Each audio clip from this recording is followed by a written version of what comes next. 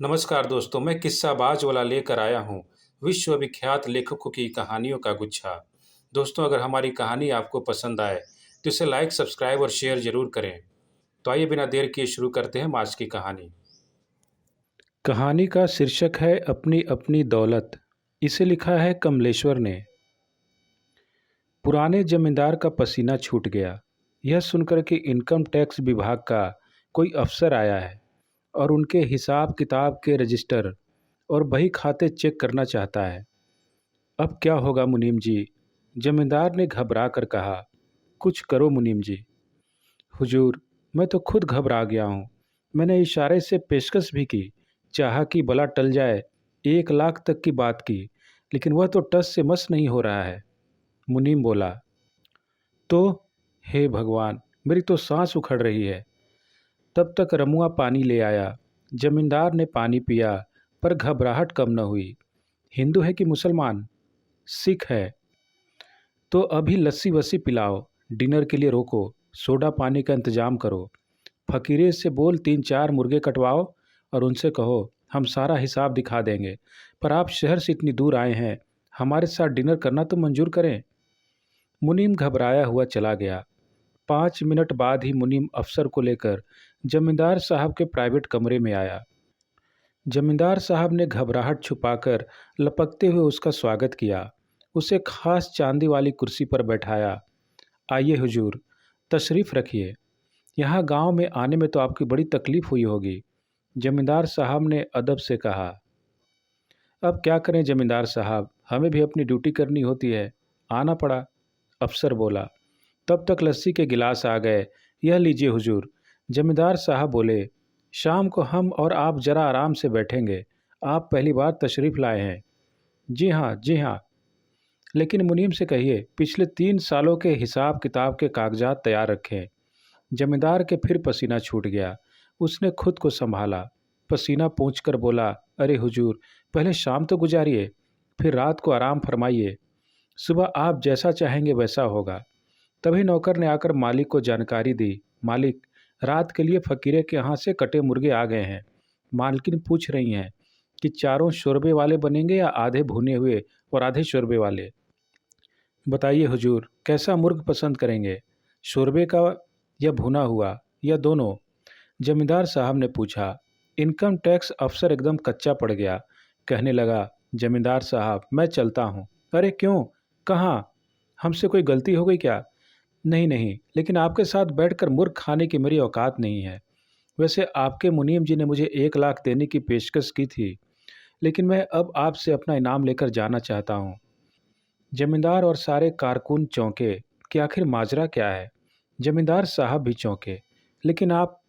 हुजूर, मैं 1 लाख रुपए की रिश्वत लेकर भी जा सकता था, पर नहीं, मुझे तो आपसे बस इनाम चाहिए। इनाम? जी हुजूर, मैं इनकम टैक्स अफसर नहीं, मैं तो आपकी रियायत का बहुरूपिया किशन लाल हूँ। सोचा अपनी कला दिखाकर आपसे ही कुछ इनाम हासिल किया जाए। जमींदार भड़क गया। तो तू किशन धानुक है, रामू धानु का आवारा बेटा? अरे हरामजादे, तेरी वजह से मुझे हार्ट अटैक भी हो सकता था। तेरा इनाम विनाम तो गया भाड़ में। अगर सदमे से मुझे कुछ हो जाता तो? मैं हुक्म देता हूँ, हमारी रियासत छोड़कर कहीं भी चला जा। यहाँ दिखाई दिया तो तेरे हाथ पैर तुड़वा दूंगा। बहुरूपिया कलाकार किशनलाल को इनाम तो नहीं मिला। डर के मारे उसे वह कस्बा भी छोड़ना पड़ा। फिर कई बरस बाद जमींदार के उसी गांव में एक बूढ़ा साधु आया। वह एक पीपल के पेड़ के नीचे धूनी रमा बैठ गया। वह किसी से कुछ मांगता नहीं था। उसके प्रति लोगों का आकर्षण बढ़ने लगा। वह थोड़ा प्रवचन भी देने लगा। लोगों ने उसकी कुटिया बनवाने की बात की तो उसने मना कर दिया। वह जाड़े, गर्मी, बरसात में वहीं पीपल के नीचे बैठा ध्यान, भजन, प्रवचन में खोया रहता। उसकी कृति फैलने लगी। दूर दूर के क्षेत्रों से लोग उसके दर्शन करने आने लगे। एक दिन जमींदारिन भी उसके दर्शन करने आई। उन्होंने श्रद्धा से दक्षिणा दी। साधु ने वह धन ग्राम पंचायत को दान में दे दिया। प्रवचन देते समय उसने कहा, यह धन मेरा अर्जित धन नहीं था, मैंने इसे अपने श्रम से नहीं कमाया था। यह समाज का धन है। उसी तरह समाज के पास लौट जाना चाहिए, जैसे वर्षा का जल सागर में लौट जाता है। श्रद्धालुओं की भीड़ बढ़ने लगी। जमींदारी रोज उसके दर्शन करने आने लगी। एक दिन उन्होंने जमींदार साहब से कहा, क्यों ना हम साधु जी को हवेली में ले आएं। वे जाड़े गर्मी बरसात वहीं पीपल के नीचे बैठे रहते हैं। बारिश के दिनों में वहाँ बहुत कीचड़ हो जाती है, भक्तों को बड़ी असुविधा होती है। जमींदार साहब ने हाँ कर दी। बड़ी धूमधाम से जमींदारिन साधु महाराज को हवेली में ले आई। भक्त वहीं आने लगे। जमींदारिन ने भक्तों के लिए भंडारा शुरू करवा दिया।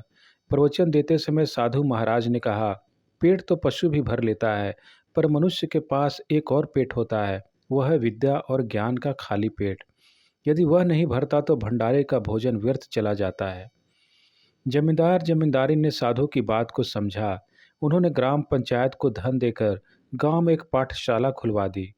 पर एक समस्या सामने आई, उसमें पढ़ने के लिए बच्चे आते ही नहीं थे। तब साधु ने एक दिन प्रवचन में कहा, जो भक्त मेरे दर्शनों के लिए आते हैं, यदि वे अपने बच्चों को पाठशाला में नहीं भेजते तो उनसे मेरा निवेदन है कि वे मेरे दर्शन के लिए न आए। साधु महाराज की बात का असर हुआ। पाठशाला में बच्चे पहुंचने लगे। भक्तों की भीड़ और बढ़ने लगी। जमींदार और जमींदारी ने दुनिया का दूसरा चेहरा देखा। और एक रात जब सारे भक्त जा चुके थे, उन्होंने अपनी सारी धन संपदा लाकर साधु महाराज के चरणों में रख दी। महाराज, आप जैसा चाहें हमारी सकूत संपदा और संपत्ति का उपयोग करें। दूसरे दिन सुबह भक्त आने लगे, पर साधु का कहीं पता नहीं था। जमींदार और जमींदारिन सकते में आ गए। पूरी हवेली की तलाशी ली गई। उस साधु की परछाई तक वहां नहीं थी। वह साधु सारी धन संपदा लेकर चंपत हो चुका था। जमींदार और जमींदारिन के साथ बहुत बड़ा धोखा हुआ था। तभी भक्तों की उत्तेजित और नाराज भीड़ में वही पुराना बहुरूपिया किशन लाल दिखाई दिया। जमींदार का गुस्सा तो सातवें आसमान पर था ही। वे भड़क उठे, इतने बरसों बाद किशनु तू यहाँ? मैंने तो तुझे मैंने तो तुझे देश निकाला दिया था, तू यहाँ क्या करने आया है? हुजूर, मैं अपना इनाम लेने आया हूँ। किशन लाल ने अदब से कहा, कौन सा इनाम? किस बात का इनाम? हुजूर, पिछला इनाम भी जो आपने नहीं दिया था, और इस बार का इनाम भी। इस बार का इनाम? लोग भौचक्के थे। जी हुजूर, वो साधु मैं ही तो था जिसे कल रात आपने सारा खजाना सौंप दिया था। लोगों को विश्वास नहीं हुआ। ताज्जुब से जमींदार ने पूछा, तू वही साधु था? तू ही वह साधु था? जी हुजूर। तो वो सारी धन दौलत कहाँ है जो मैंने तेरे हवाले की थी? हुजूर, वो सारी दौलत हवेली के पिछवाड़े वाली कोठरी में सही सलामत रखी है। नौकर चाकर दौड़ पड़े। वे खजाने वाली गठरी उठा कर ले आए। वह उसी की साधु वाली धोती में बंधी थी।